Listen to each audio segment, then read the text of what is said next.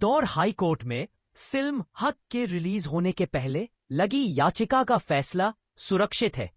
न्यायालय द्वारा दोनों पक्षों की दलीलों को सुना गया। फिल्म में डायलॉग और शॉट को लेकर आपत्ति ली गई है, जिसको लेकर फिल्म निर्माता के अधिवक्ता ने दिन बिंदु बताए हैं। ये जो याचिका लगी थी वो शाहबानो जी जो लेडी थी, उनकी बेटी की तरफ से याचिका लगी थी, ये कहते हुए कि जो फिल्म बनाई जा रही हक, उसके जो प्रोड्यूसर है जिनकी तरफ से मैं अपेयर हुआ था, उनकी प्रोडक्शन में उन्होंने आपत्ति जताई है। उन्हें कुछ आपत्तियां मुख्य तौर पर ये थी कि पहला तो ये है कि राइट टू प्राइवेसी और राइट टू पब्लिसिटी, निजता के अधिकार का हनन है उस फिल्म को लेकर के।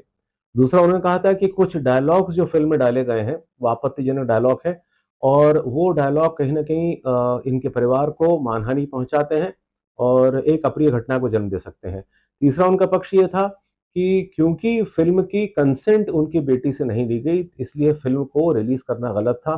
चौथा, उन्होंने मांगा कि इस फिल्म को सर्टिफिकेट इशू नहीं करना था central board of film certification को, और इस प्रकार के सर्टिफिकेट इशू करना गलत है। तो मुख्य तौर पे 4 आपत्तियां उनके समक्ष प्रस्तुत की गई थी, जिसपे की बहस करी थी उनकी याचिकाकर्ता के वकील ने। हमारा एज ए प्रोड्यूसर ये कहना था कि जैसे उदाहरण दिए गए थे उनके पक्ष में से, उन्होंने कहा था कि भाई एक उदाहरण ये है कि कुछ डायलॉग्स जो हमने टीजर और ट्रेलर में देखे हैं वो गलत है। उदाहरण के तौर पर मैं कहूँ तो एक डायलॉग उसमें ये कहा गया था कि शाहबानो तो बहाना है, ये शाहबानो तो एक बहाना है, हमारे खिलाफ हमला पुराना है। तो उनका कहा गया था कि इसमें कहीं ना कहीं इसको कौमी रंग दिया गया है इस डायलॉग को लेकर के, जो कि तथ्यात्मक रूप से सही नहीं है। मैंने न्यायालय के सामने निवेदन करा, मैंने कहा साहब ये लड़ाई जो है एक अशक्त महिला ने एक सशक्त पुरुष वर्ग के खिलाफ छेड़ी थी, जिसको लेकर के सुप्रीम कोर्ट तक ने उस महिला के पक्ष में निर्णय दिया था। तो इसको इस तरीके से न देखा जाए कि किसी कौम या किसी नस्ल को लेकर के विषय है, बल्कि सवाल यह है कि एक महिला की, अकेली महिला की एक पुरुष डोमिनेटेड समाज के खिलाफ किस प्रकार लड़ाई करी गई और किस प्रकार वो जीत करके आई है।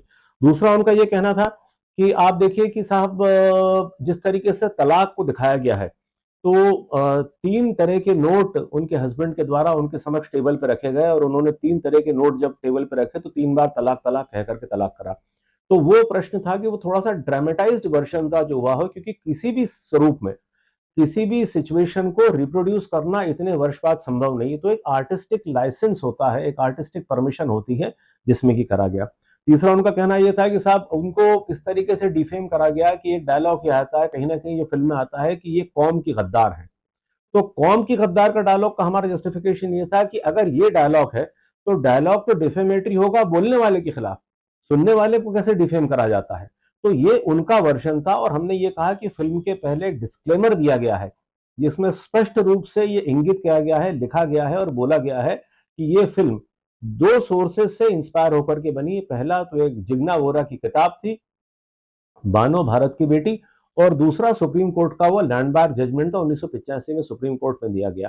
तो इन जजमेंट से और उस किताब से इंस्पायर होकर के पिक्चर बनी है, इसलिए ये कहना कि ये फिल्म, और तीसरा क्लियरली ये कहा गया कि इसमें जो पात्र हैं वो काल्पनिक है, जो घटना है वो काल्पनिक है, इंस्पिरेशन लेकर के पिक्चर बनाई गई। और हमारा फिर ये भी कहना था इस तरह की फिल्में आज समाज को एक नया सोच देती हैं, समाज को एक नया मैसेज देती हैं कि अगर 80 की दशक की महिला उस समय की परिस्थितियों से लड़ते हुए अपने पक्ष में एक का निर्णय ला सकती हैं, जिसका कि बना कि 1986 में कानून बना और उसके बाद 500 जो रुपए का मेंटेनेंस की कैपिंग थी वो हटी।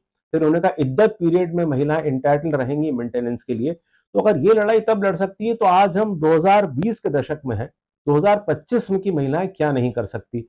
तो एक बहुत अच्छा समाज को संदेश देते हुए एक फिल्म बनाई गई उसको रखते हुए, तो इसका विरोध जो है वो कंप्लीटली गलत है और इसको रिलीज होने दें। इस फिल्म का बहुत एक व्यापक असर, बहुत अच्छा असर पड़ेगा। जी, कोर्ट ने सुनने के बाद निर्णय रिजर्व रखा है। उम्मीद है कि क्योंकि फिल्म की रिलीज परसों ड्यू है 7 तारीख को, अगर मैं गलती नहीं करता हूं, तो उम्मीद है कि आज या कल में एक निर्णय आने की संभावना है।